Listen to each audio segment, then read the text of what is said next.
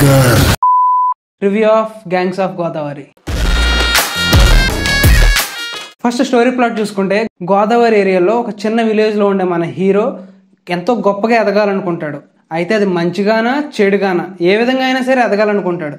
But after తర్వాత ఏం జరిగింది అండ్ తన లైఫ్లో జరిగిన ఇన్సిడెంట్ ఏంటి పాస్ట్లో, అండ్ తను ఎదిగిన తర్వాత జరిగిపోయే ఇన్సిడెంట్స్ ఏంటి అనేది మిగిలిన ప్లాట్. అయితే ఇక మాస్క్ దాస్ విశ్వక్షేన్ ఈ ట్యాగ్ అయితే ఎప్పుడో ఫలక్నామా దాస్ అప్పుడు పెట్టుకున్నారు ట్యాగ్.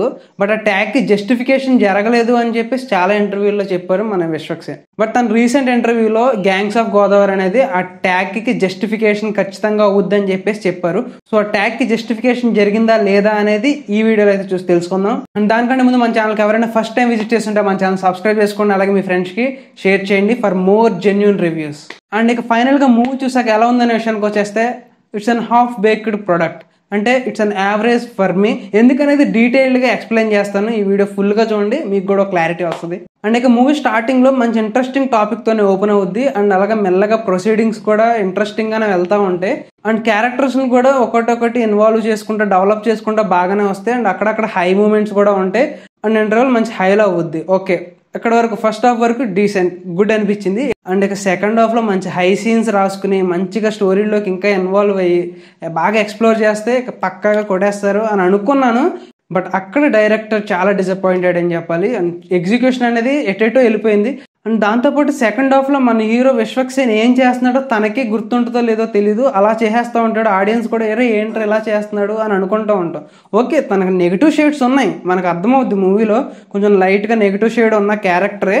బట్ దానికంటూ ఒక జస్టిఫికేషన్ అనేది ఇవ్వాలి. బట్ ఆ జస్టిఫికేషన్ అనేది కంప్లీట్గా ఇవ్వలేదు అనిపించింది నాకైతే. స్టోరీ అనేది నార్మల్ ప్లాట్ లాగానే అనిపిస్తుంది, రొటీన్ స్టోరీ లాగానే. బట్ ఎగ్జిక్యూషన్ అనేది ట్రీట్మెంట్ అనేది డిఫరెంట్గా ఉంటే ఆడియన్స్కి బాగా కనెక్ట్ అవుతారు కదా అని అనుకున్నాను. బట్ అక్కడ డైరెక్టర్ డిఫాల్ట్ అయితే కనిపించింది. ఆల్రెడీ డెవలప్ చేసుకున్న క్యారెక్టర్స్ని సరిగ్గా యూజ్ చేసుకోలేదు అనిపించింది. అండ్ ఆ క్యారెక్టర్స్కి సరైన జస్టిఫికేషన్ కూడా లేదు. ఫర్ సపోజ్ అంజలి క్యారెక్టర్ తీసుకుందాం. ఫస్ట్లో ఇనీషియల్గా మంచి క్యారెక్టర్ అవ్వబోతుంది కదా అని అనుకున్నాం. బట్ ఆఫ్టర్ మూవీ అయిపోయేటప్పటికి అనవసరంగా పెట్టినట్టున్నారే అని అనుకున్నాం. మంచి పొటెన్షియల్ ఉన్న క్యారెక్టర్ అది, అండ్ మంచి యాక్టింగ్ పొటెన్షియల్ ఉన్న యాక్ట్రెస్ తను. సో దాన్ని సరిగ్గా యూజ్ చేసుకోలేదు అనిపించింది. అండ్ మిగిలిన క్యారెక్టర్స్ కూడా ఓకే పర్లేదు. నేహా శెట్టి గుడ్, తన రోల్కి బాగానే చేసింది. ఎక్సెప్ట్ విశ్వక్సేన్ వావ్ అనిపించేలాగా ఎవరు పెర్ఫార్మెన్స్ అయితే చేయలేదు. అండ్ క్యారెక్టర్ డెవలప్మెంట్ కూడా ఓన్లీ విశ్వక్తే కొంచెం డెవలప్మెంట్ ఉంది కానీ, అండ్ మిగిలిన పెర్ఫార్మెన్స్ ఎవరిది కూడా అంత ఇంపాక్టివ్గా ఇంప్రెసివ్గా అనిపించలేదు అనిపించింది. సెకండ్ హాఫ్లో కూడా క్లమ్జీగా అనిపించింది. తను ఏం చేస్తున్నాడు ఏంటనేది కూడా ఆడియన్స్కి బాగా డిస్ట్రాక్ట్ అయిపోయారు. అండ్ అలాగే పర్ఫార్మెన్స్ విషయంలో విశ్వక్ బాగానే చేశాడు అనిపించినా సరే, గోదావరి స్లాంగ్ కదా, సో తన స్లాంగ్లోనే మాట్లాడుతున్నా సరే మనకు ఆ ఫీల్ రాదు స్లాంగ్లో మాట్లాడుతున్నాడు. అండ్ నేను కూడా గోదావరికి చెందిన అతన్నే. సో తను నాకు మాట్లాడుతుంటే గోదావరి స్లాంగ్లో మాట్లాడిన ఫీల్ అనిపించలేదు. కొంచెం దాని మీద వర్క్ చేయాల్సింది అనిపించింది. ఏదో మాట్లాడుతున్నాడు స్లాంగ్, బట్ అది గోదావరి కాకోకుండా ఏదో ఇంకో స్లాంగ్లో మాట్లాడినట్టు అనిపించింది. తనే కాదు మిగిలిన క్యారెక్టర్స్ కూడా గోదావరిలో మాట్లాడినట్టు అనిపించలేదు నాకైతే. అండ్ అలాగే టెక్నికల్ డిపార్ట్మెంట్ విషయానికి వస్తే, background music by Yuvan Shankar Raja. It's good అని నేను చెప్పలేను, ఓకే సోసోగా అనిపించింది. ఎందుకంటే బ్యాడ్ థీమ్ మ్యూజిక్, అదే మన gangs of Godavari theme music ఉంది కదా, దాన్నే మూవీ మొత్తం ప్లే చేసినట్టు అనిపించింది.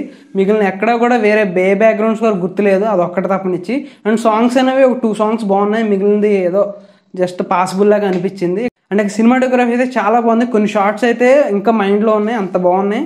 అండ్ ఇక ఎడిటింగ్ అనేది just average. And production values అయితే చాలా బాగున్నాయి. సితారా ఎంటర్టైన్మెంట్స్ ఎక్కడ తగ్గలేదు. మంచి విజువల్స్ ఉన్నాయి, మంచిగా అన్ని గోదావరి అన్ని చూపించడం అన్నీ బాగున్నాయి. బట్ ఎక్కడంటే ఎడిటింగ్ దగ్గర కొంచెం వీక్ అయిందని చెప్పాను. అండ్ దాంతోపాటు స్క్రీన్ ప్లే రేజీగానే ఉంటుంది, మంచి రేజీగా మంచి స్పీడ్గా వెళ్తూ ఉంటుంది. ఫస్ట్ హాఫ్ కంప్లీట్ అయ్యేటప్పటికి ఒక మూవీ కంప్లీట్ అయిపోయిన ఫీల్ వస్తుంది. అండ్ సెకండ్ హాఫ్ ఇంకో మూవీ చూసిన ఫీల్ వస్తుంది. స్క్రీన్ ప్లే కొంచెం బెటర్ పర్లేదు. అండ్ సెకండ్ హాఫ్ కూడా కొంచెం కేర్ తీసుకుని ఉంటే రిజల్ట్ ఇంకా వేరేలా ఉంది అని అనిపించేది నాకు. ఆఫ్టర్ 1 month తర్వాత మంచి మూవీ పడబోతుంది అని ఎక్స్పెక్ట్ చేశాను, కానీ ఇది కూడా సగం కడిపే నింపింది అబ్బా, ఇంకా ఫుల్గా కడిపే ఏది నింపలేదు. సో ఇక చూద్దాం అప్కమింగ్ మూవీస్ మంచి ట్రీట్ అవ్వబోతున్నాయా లేదా అనేది వెయిట్ చేద్దాం. సో ఇది ఈ గ్యాంగ్స్ ఆఫ్ గోదావరి రివ్యూ. 1 wordలో చెప్పాలంటే, first half good, second half disappointed. ఓవరాల్గా it's an average film. And దీనికి మన మూవీ మ్యాడ్ మ్యాక్స్ ఇస్తున్న రేటింగ్ అయితే 2.75. సో ఇది gangs of Godavari review. Next రివ్యూతో మళ్ళీ కలుద్దాం. Until then by.